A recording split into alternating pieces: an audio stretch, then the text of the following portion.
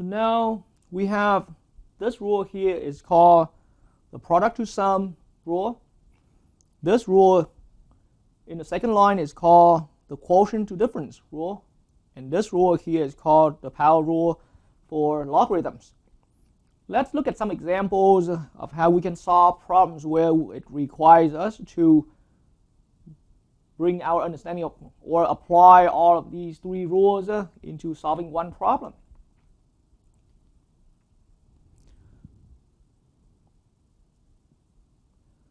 So now in an example, we can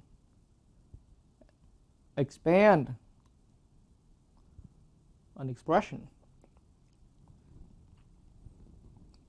So now the first problem to be brought into this example is as following. Let's look at log base 10 of x to the fifth power in product with y to the third and in product with z to the first power.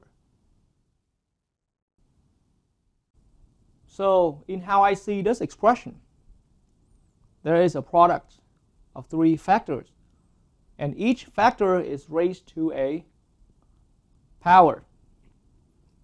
So now I am going to expand this expression in the following way.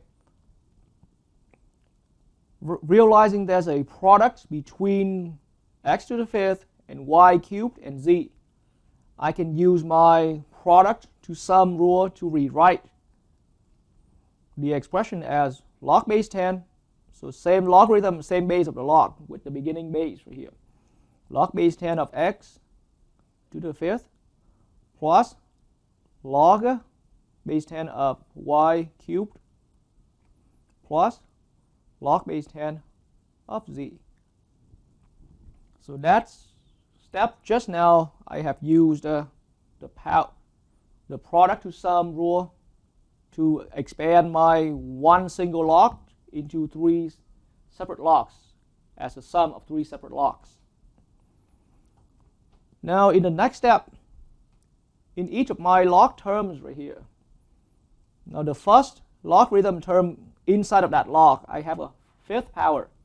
So now I can apply the power rule for logarithms into this first term and turning that fifth power into a coefficient multiplied with logarithm in front. So now in the next step, I'm going to rewrite this log term as 5 times log base 10 of x. And so I have simplified the power of that term from power of 5 to power of 1, but I brought that power of 5 to the front as a coefficient now. So it's 5 times log base 10 of x. In the next term here, I can do the similar thing. What I have here is a power of y, so I can bring that power of y to the front right here. And so in that way, I can simplify my log expression here to log base 10, but of a single power y right here, with a coefficient 3 multiplied in front. And we have an addition between the two terms. And this log base 10 of z term is quite at the end on its own right here. It's quite final on its own. So I'm going to just simply rewrite it. But so as far as expanding the expression, we can see that we started out from one log expression and we ended up with 3 separate log expressions. And each one of them here is a one simple log of one variable raised to the power 1 right there. And so this is the kind of problem that's quite common out there, where we expand from one logarithm expression into multiple terms in terms of logarithms. And so before I leave this particular problem right here a little bit, before we head into some other problems, as a generality, when we're working with those problems where we expand a logarithm expression into multiple log terms right here as a sum or as a difference, then to organize the steps, we always want to apply the product to sum or the difference or the quotient to difference rule first to break one logarithm into multiple terms, multiple log terms. And once we have successfully done that, then we're going to start taking care of all the powers as the next step. So the step where we turn the power inside the log into the coefficients multiplied in front of each log term is done after we break the log into multiple terms. So in this way, let's look at another problem. In this current example, we want to expand how about natural log of x to the fifth times y to the negative 2 times z to the fourth power. And so once again, we can take the steps here as similarly as possible to the steps we have done in part A of the same example. So now we started out with one single log term, but it's a logarithm natural log of a product inside of the log. So now I can, upon realizing that this is a product of three factors, x to the fifth, y to the negative 2 power, and in product with z to the fourth, I can separate this down to, for the first term, natural log of x to the fifth. For the middle term, natural log of y to the negative 2. And so observe how I keep the powers the same at this point in this current step. I'm just right now focusing on turning a one single logarithm into three separate logarithm terms of the same kind of log. And so now it's natural log of z to the fourth is here. So it's all adding because I utilize that log of a product to sum up logarithms. And now in the next step, I am going to apply the power rule for logarithms to bring that coefficient 5 to the front, to bring that fifth power to the front as a coefficient. So now I'm looking at 5 times natural log of x. And now this first term is final in terms of being simplified. I can bring that power negative 2 of this y variable to the front. And negative 2 multiplied in front together with the plus sign, it now becomes minus 2 natural log of y.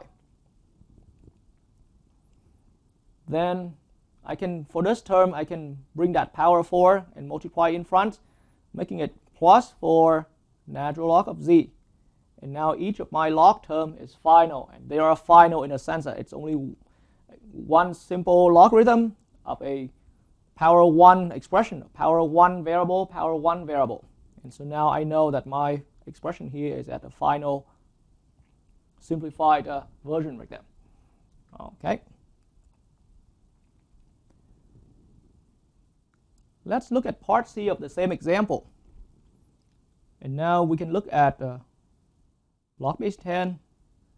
And here allow me to introduce, how about x to the fifth divided by y to the 7. All right, so there are a few different ways of how we can tackle down this problem. So one way, maybe the most common way, is that we can see that there is a quotient here, and in the numerator of quotient we have an x to the fifth. In the denominator of this quotient we have a y to the 7th. And so quotient rule comes first. And when I say quotient rule, I meant the rule that turns from one single logarithm of a quotient to a difference of quotients, to a difference of two logarithm terms. So here what I have now is a logarithm of x to the fifth minus logarithm base 10 of y to the 7th. So that's how I said I was using the quotient to difference rule. And I use that before I take care of the powers here. So currently at the end of this step, I'm still keeping the powers the same on each of these y to the 7th or x to the 5th. And now the next step will be the step where we're going to start taking care of the powers. So I leave the step where we take care of all the powers here as one step, where we apply that power rule for logarithms. And so in the next step, I would like to bring that power 5 to the front. and simplify the log term here into a 5 times log of x. And so now this first term here has become final in a sense that it's already at its final form in being simplified. And then similarly, I will bring this 7 to the front and turn that into 7 times log base 10 of y. And now this term has become final. So this is how I have expanded this expression. And so that was one way of how we approach the problem here. And that is one way. Allow me to repeat the exact same problem here with a different solution. Now, starting out with log of x to the 5th over y to the 7th. Someone else can also think of this quotient here as logarithm of an x to the 5th times a y to the negative 7.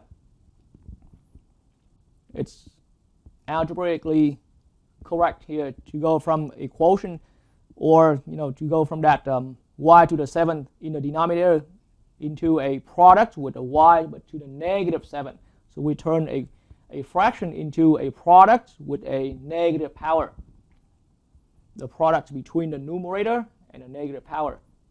And now with this form that we have just now arrived at, we can just simply use similar to part B and part A I have done earlier. We can just only stick with the product to sum rule and then use a power rule for logarithms to bring down all the powers. So now I can, in the next step, I can turn this into a log base 10 of x to the 5th plus log base 10 of y to the minus 7. So the way how it works starting here is very similar to that how I have done it in part B of the same example. And now in my next step, I am going to bring down the powers here as a coefficients to multiply in front of our logarithm terms. So now in my next step here, the first term here becomes 5 times log of x. And now I know I'm at the final simplified form of that term. And now bringing the negative down in front, we're looking at minus 7 times log base 10 of y. And that's arriving us at the exact same answer as how we've had here. But it's a completely different approach. So the major difference between these two approaches is that for one approach we can directly use the quotient to difference rule, and then take care of our power after using the quotient to difference rule. As a different approach, we can think of a quotient as a product between the numerator and the negative power of the denominator. So we only need to stick with the product to sum rule, and then we apply the power rules for logarithms afterwards. So as a generality throughout 3 problems we have done so far, it's always about we apply the power rules for logarithms after we use either the product to sum or the quotient to difference rule. And now in the same example, let's look at another problem where we are expanding natural log of x cubed over a squared and b to the 4th in the denominator. And so now directly looking at this expression inside a logarithm. And again, this problem here has only started out with only one logarithm term. And the idea now is we want to end up with multiple logarithm terms. So now as a direct solution, we can recognize that there's a quotient inside of our logarithm. And then each component of our quotient here, the numerator has some powers, the denominator has a product where some further powers are involved. But this product is inside the whole denominator. So in that way, as a direct solution, we can immediately apply the quotient to difference rule. So now numerator is the x cubed. I'm looking at natural log of x cubed, and I subtract as a difference natural log of a squared in product with b to the fourth. But now doing this route right here, doing it this way right here, we want to have a further look into this expression inside of our second log term right here. What we realize now is that we still have a product inside of a logarithm. So immediately anyone watching this will have in mind that concern that whether we can apply the product to sum rule into this particular term. Sure we can, but this is where we need to be careful a little bit. So now in my next step, natural log of x cubed remains here. I highly recommend to carefully use parentheses as following. We subtract, but now I produce a parentheses. Now brackets here, but it's to indicate we have a larger level of parentheses. So now inside of this brackets indicating a group right here, I'm going to break this individual log, natural log of a squared times b to the fourth into two terms. Natural log of a squared plus natural log of b to the fourth. And so now I will carefully in the next step distribute the negative sign to each term inside of my group here. And that's how I ended up with really three terms. Natural log of x cubed minus natural log of a squared minus natural log of b to the fourth. And now I'm successfully at three separate terms where each term has simply just a power inside some power inside the logarithm. And so the next step now is simply to apply the power rules to bring each of the powers here to the front of its log term as a coefficient. So in my next step, the first term becomes 3 times natural log of x. And I know my first term now has reached its final simplified form. The middle term becomes minus 2 natural log of a. And now I know middle term has reached to its final simplified form. And the last one here is turned into minus 4 natural log of b. And I know this is the final simplified form of my last term. This is the final expanded form of our starting single logarithm of one single logarithm of x cubed divided by the product a squared times b to the fourth.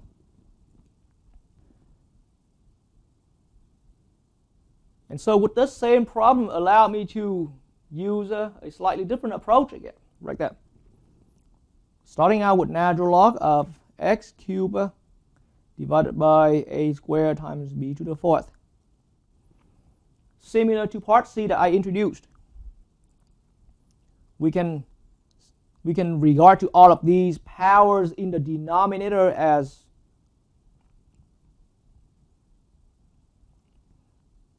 negative power and multiply the negative power to the numerator.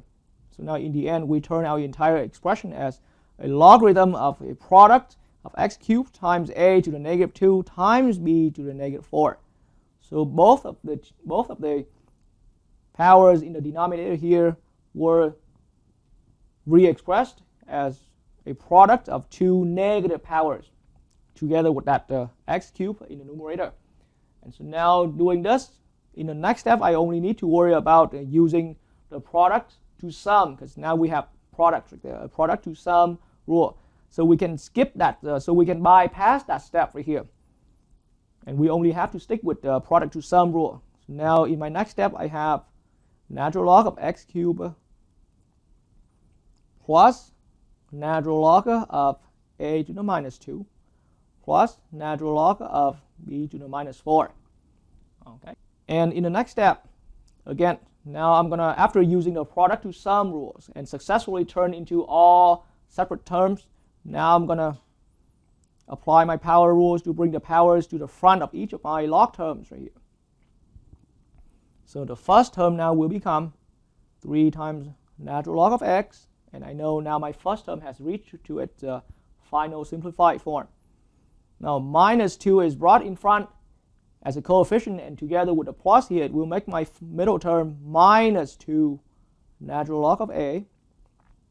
And that last term right here, negative 4, is brought in front as a coefficient. Together with a plus sign here, we'll make it minus 4 natural log of b. And so now, doing this approach, turns out it saves me a little bit of steps like that. But I'm not saying that this is a generality that doing it this way, turning all denominators into negative powers, will always save us some number of steps. I'm not saying that as a general case. It's just for this problem we can save a little bit of steps. So feel free to try different ways like that, and eventually you will click into a good routine for yourself. But so either approach is welcome, and you can see that we can reach to the exact same answer here.